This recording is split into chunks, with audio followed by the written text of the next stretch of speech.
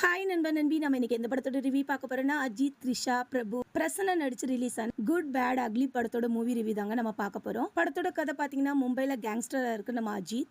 அவங்க ஒய்ஃப் பாத்தீங்கன்னா த்ரிஷாவும் பாத்தீங்கன்னா குழந்தை பிறந்ததுமே நம்ம அஜித் கிட்ட என்ன சொல்லிடுவாங்கன்னா, நீங்க கேங்ஸ்டர் இதெல்லாம் விட்டுட்டு நீங்க திருந்தி வந்தா மட்டும்தான் நம்ம ஃபேமிலியா ஒன்னா இருக்க முடியும்னு சொன்னதுனால அஜித்தும் பாத்தீங்கன்னா அவங்க பண்ண எல்லா தப்பையும் பாத்தீங்கன்னா ஒத்துக்கிட்டு ஜெயிலுக்கு போயிருவாங்க. அப்படி ஜெயிலுக்கு போனது மட்டும் இல்லாம 18 வருஷம் கழிச்சு தன் பையனோட பிறந்த நாளுக்காக வெளியே வர நம்ம அஜித்தும் பாத்தீங்கன்னா அந்த கேங்ஸ்டர் இதை எல்லாத்தையுமே பாத்தீங்கன்னா விட்டுட்டு திருந்தி வாழணும்னு நினைச்சு வெளியே வந்தா அவங்க பையனும் பாத்தீங்கன்னா ஒரு பிரச்சனையில மாட்டிக்கிறாங்க. அதே நேரம் யாரால பிரச்சனை வந்துச்சு தன் பையனுக்கு அப்படி எல்லாத்தையுமே பாத்தீங்கன்னா தெரிஞ்சுக்கிட்டு மறுபடியும் நம்ம தலை அஜித்தும் பாத்தீங்கன்னா கேங்ஸ்டரா களத்துல இறங்கி தன் பையனை காப்பாத்தினாங்களா இல்லையாங்கிறதாங்க படத்தோட கதை. இந்த படத்துல நம்ம அஜித்தோட நடிப்பு பாத்தீங்கன்னா அஜித் ரசிகர்கள் எல்லாருக்குமே ரொம்பவே பிடிக்கும்.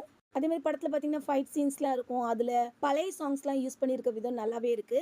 அப்புறம் ஒரு சீன்ல பாத்தீங்கன்னா ஜெயில ஃபைட் போயிட்டு இருக்கும். ஆனா எங்க இருந்து தான் பேப்பர் வரும்னு தெரியலங்க, அவ்வளோ பேப்பர் வந்து விடும். ஆனா இதெல்லாம் கொஞ்சம் லாஜிக்கே இல்லாத மாதிரி தான் இருந்தது. அதே மாதிரி அஜித்தோட பையனும் பாத்தீங்கன்னா நம்ம பிரபு அவங்க கிட்டயும் பிரசன்னா கிட்டயும் அப்பா அப்படி என்னதான் பிசினஸ் பண்றாங்கன்னு கேட்டா அஜித் இருக்கிறது என்னவோ ஜெயில, ஆனா அவங்க 2 பேரும் கொடுப்பாங்க பாருங்க பில்டப். உங்க அப்பா எப்படி, உங்க அப்பா பின்னாடி அவ்வளவு பேர் இருப்பாங்க. அதே மாதிரி இது மட்டும் இல்லைங்க, ஏகப்பட்ட இடத்துல ஒவ்வொருத்தரும் பாத்தீங்கன்னா பில்டப் வாரி வாரி விட்டுருப்பாங்க.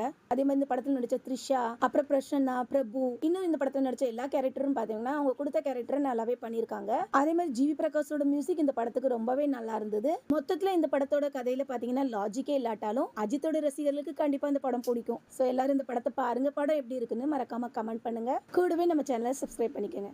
Thank you friends.